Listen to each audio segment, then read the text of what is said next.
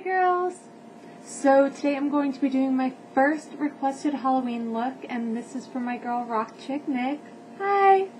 And she was looking for an Edwardian society lady style makeup. Now, in Edwardian times, there was a very, very big difference in the way you looked between being a young lady and being a member of court and being what they considered a lady hostess or society hostess and being a common person. So there were huge differences in the way that people looked. Now, I do have a link on my blog, and the link to my blog will be down below, on a whole article about kind of society life in Edwardian times. But this is the look, and it's very simple, very classic. Most of it is a little bit of contouring on your eyes to give them a very distinctive shape. And that's pretty much it. And then the lips. Now, my lips didn't come out quite right. Normally they should be a little bit deeper, not quite as vibrant. But, you know, you kind of work with what you have, and this is what I had. Now, you want to really make sure when you're doing makeup like this that you do small things that will make a huge difference, such as filling your brows thicker, which I will show you how to do. Make sure you don't over powder, and make sure to bring your powder all the way down your neck and your bust. Unless you're wearing a high-collared shirt, which was very common back then, but you want to still make sure you are fully powdered. Anything from the neck up that is showing should be lightly powdered. And the other thing is not to contour or highlight hardly at all. If you do highlight, just do the little bit that I did in the video. Do not contour. You want your face to look very flat. You don't want to have a lot of definition in your face. So make sure that you do that. I know sometimes it's difficult because we all are so used to contouring, but make sure not to do that. I think that's about it. And like I said, check out my blog for more information, products used, everything like that. And that link will be down below in the info section. So let's get started. Okay, now to start off, I've already done my foundation concealer. You want to do a more full coverage foundation and make sure to conceal any redness or spots. They had very fine porcelain skin back in those days. I think the perfect foundations are the Makeup Forever Matte Velvet or the Revlon Color Stay. Now, I know a lot of people have problems with these kind of foundations not blending well on their skin. And a great trick for that is to use more of a luminizing or a creamier consistency foundation and mix it in. I mix about 3/4 of the drier, more full coverage foundation, and my favorite mixing ones are the Makeup Forever HD and the Maybelline Dream Liquid Mousse. These make those glide on and buff in like really, really easily. So either of those will work. Now, you are also going to want to go about a shade paler than you normally are, and always, I don't care what color skin you have, you want a pink, beige, or peach undertone. So a great one for mixing in is the Dream Liquid Mousse in Porcelain Ivory. Has a perfect pinky beige undertone to it that you can just mix in with your foundation that you're using to give yourself a kind of a little bit of a glow, because that was very common then. Even if you had olive skin tone, you gave yourself like a peachy pink glow. Now for setting, you really don't want to overpower powder. You don't want to look completely matte. So I'm going to take my rice paper, my Palladio, or my rice powder. It's just a very fine kind of lighter powder. So it'll go on and it won't leave me completely matte looking. You want to put just a little bit in your lid. That, oh, is it going to focus? That should be enough for my whole face. I'm going to take a larger powder brush. You don't quite want a kabuki because that's going to buff in too much. Just a large powder brush. I'm going to dip it in. So I just go like this, tap it off, and then I'm going to dot this across my T-zone where I know I need to set more, and then just very lightly, my brush isn't touching that much, buff it in.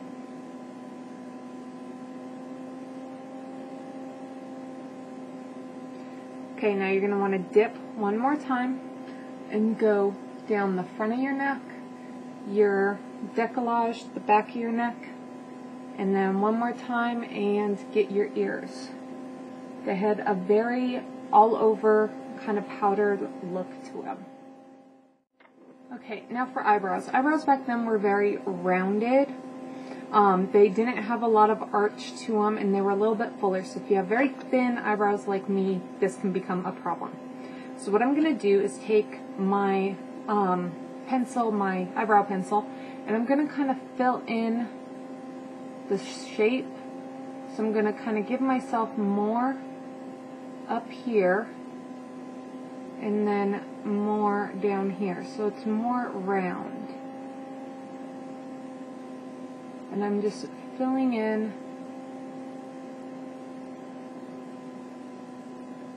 now. Of course, your eyebrows, if you don't naturally have a round shape, there's no reason to completely redo them so they're in a rounder shape. Just kind of get it as close as you can.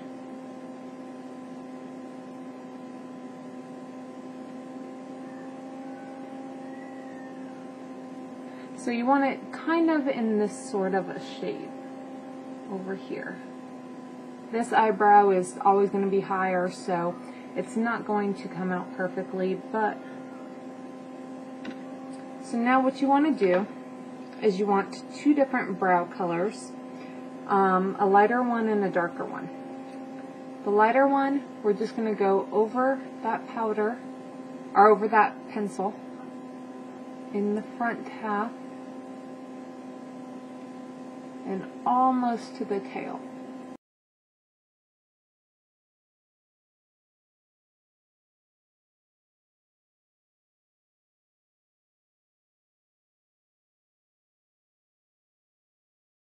Now you're going to want to take a spoilie or an eyebrow comb or whatever you prefer and just kind of brush that through. Now without wiping off your brush, just tap into the darker shade and do kind of little strokey motions through the tail and kind of randomly almost to the front, just to add a little bit more dimension so it doesn't look all one color. And then again with your spoilie or eyebrow brush, just kind of brush it through. Adding those random little flicks with the darker shadow definitely adds dimension and makes them look less drawn on. Alright, now I'm just going to take my eyelid primer. I'm going to put that all over my lids in kind of a moon shape. Make sure to get this inner corner pretty well.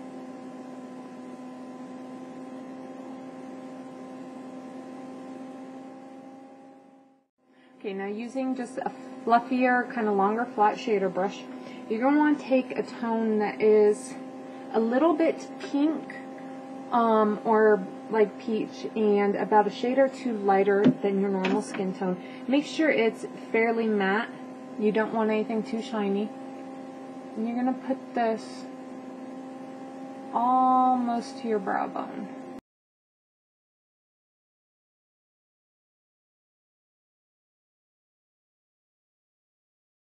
And then just take the tip of your brush and run it along the bottom. Okay, now I'm going to be using a slightly shorter, more stiff kind of shadow brush. And you're going to want to take a light taupey brownish gray color. So I'm going to mix this color right here and this color right here. You want something that is matte or a very light satin. You want next to no sheen on this. So I just kind of tapped back and forth on those. And we're going to kind of deceive the eye shape. So you want to start at the inner corner and go just above your crease. Just very lightly above your crease. Up until the corner of your eye. Now you don't want to bring it out, you want to leave it right there.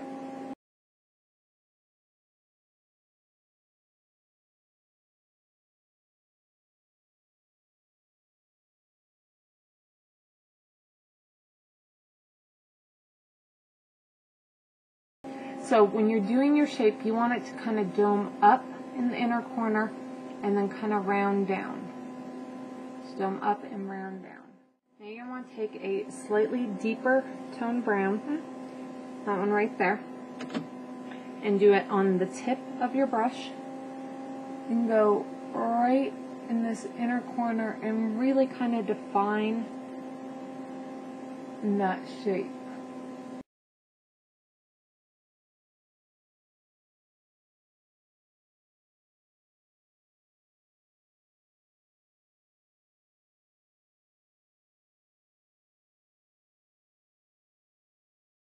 Now just go in with a blending brush and kind of blend out closer to your eyebrow. And kind of sweep it so it sweeps up and down. And just blend it out.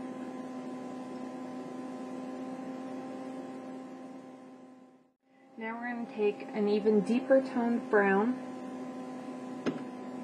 right on the tip of our brush and just do this along the inner corner.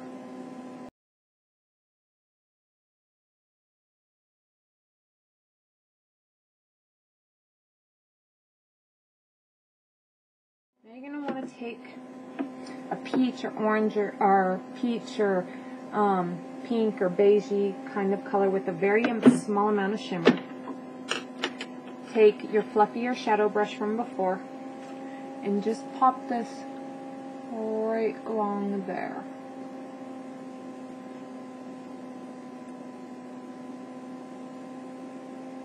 If you find that it's too shimmery, go in with your blending brush, just kind of get off any excess shadow, kind of blend it, and it'll definitely take down that sheen.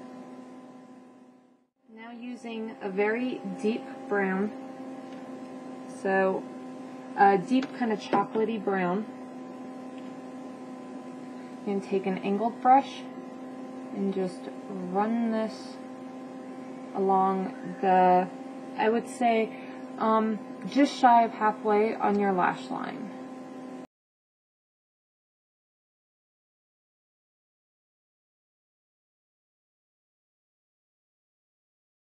Now, if you don't feel that your eyes are pulling down enough or doming enough, you can take that same color, and you want to be very careful with this and do a very thin line. You're going to line along your lash line, very close to your lash line.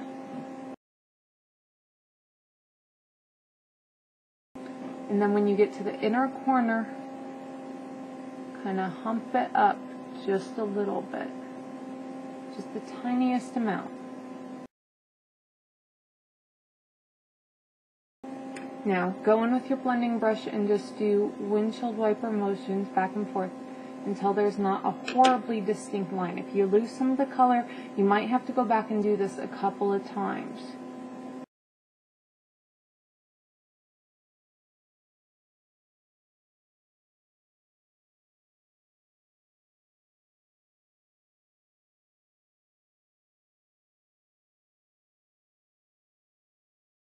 Okay, now you're going to want to wipe off that angled brush very good and take a very light reflective white pink peach. I love this one from Physicians Formula. Dip that in it, and then right over top of that liner, starting just where it starts to dip down, you're going to line on top of that just a little bit. Leave the outer corner and leave the inner corner.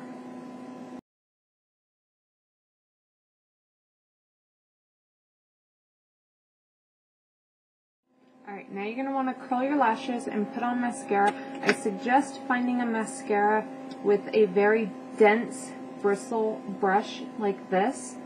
You want as much volume to your lashes as possible. So you want to make it look like you just have 1,000,001 lashes, almost caterpillar-esque, with how thick and full and long, or not long, and dense your lashes are.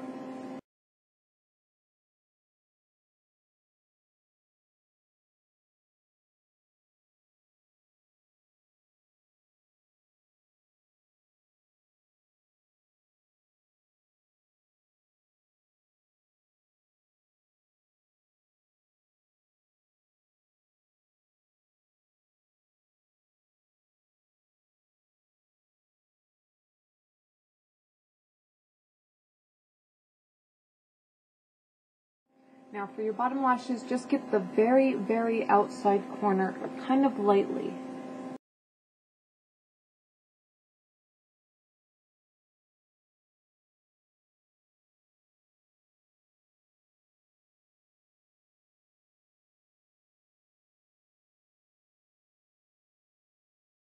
Now what I'm doing to kind of make my lashes on the outer edge look a little bit shorter is I'm just taking a plain blank spoolie, putting them on top of my lashes and kind of rolling them.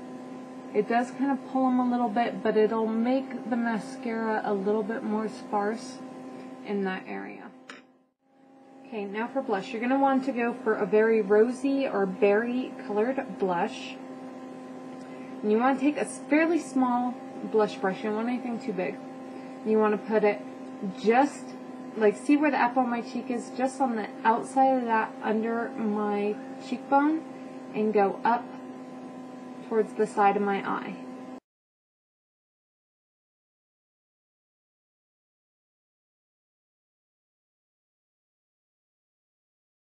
And then just take the tiniest amount and just barely flick a little bit on the very end of the apple of your cheek. Barely any. Now you're going to want to take a highlighter, and you want a highlighter that has more of a glow as opposed to a sheen or a shimmer or anything like that. I like this Physicians Formula Pearl one. I just wiped off my blush brush, and I'm going to very lightly dub that right on the corner of my eye. You don't want to bring it anywhere near this area. Just want it back here.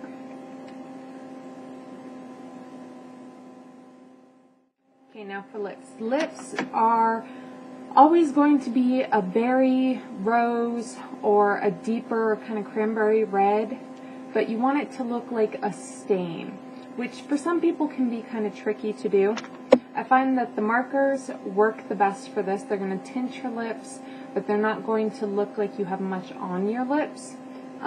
This is the Revlon Just Bitten and Crave, which is a great color for this. Or the Maybelline Color Sensational and Bitten Berry, which is another, it's more of a rosy color.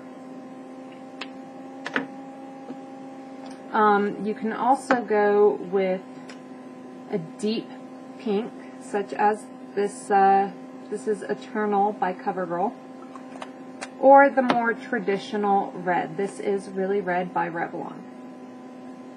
So what you want to do, if you are using a lip stain, just put the lip stain on and kind of blot it and make sure it's even with your finger, but not too much is on. If you're using a lipstick, it gets a little bit more complicated. You're going to want to take a lip brush and brush it on fairly lightly.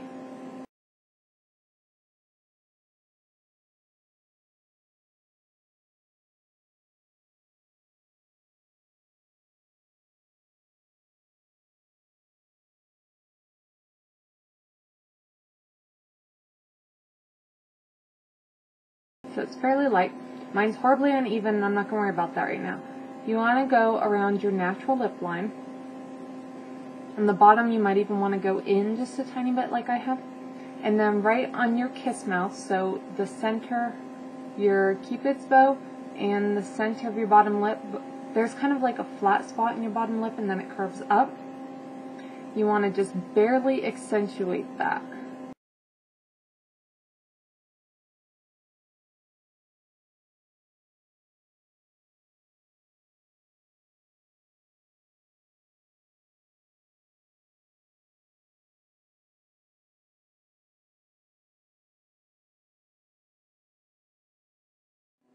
Okay, now you're going to take your lipstick and just dot it around your lip.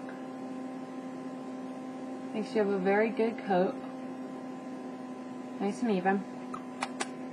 And then you're going to take your finger and run it along there.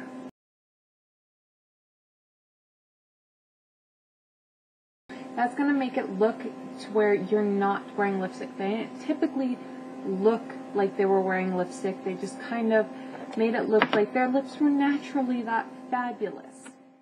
Okay, so here is our finished look, and it is not a very complicated look. It's just a very sleek, elegant look.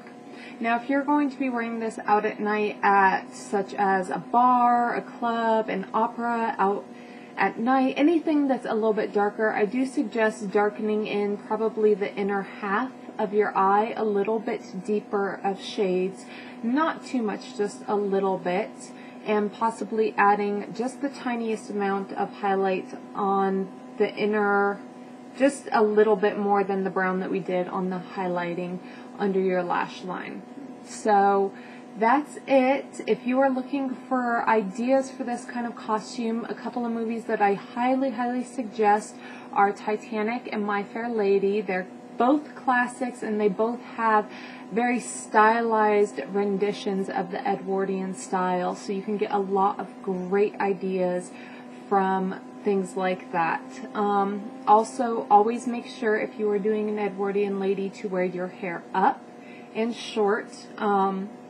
It was a sign of womanhood and that you were ready to get married when you started pinning your hair up. Young girls wore their hair long, flowy, wavy. If you were entered into society or accepted at court, you pulled your hair up, and it was just kind of a sign back then. So always make sure to wear your hair up. And I'll see you girls next time. I hope you enjoyed the first Halloween tutorial, and have a great night.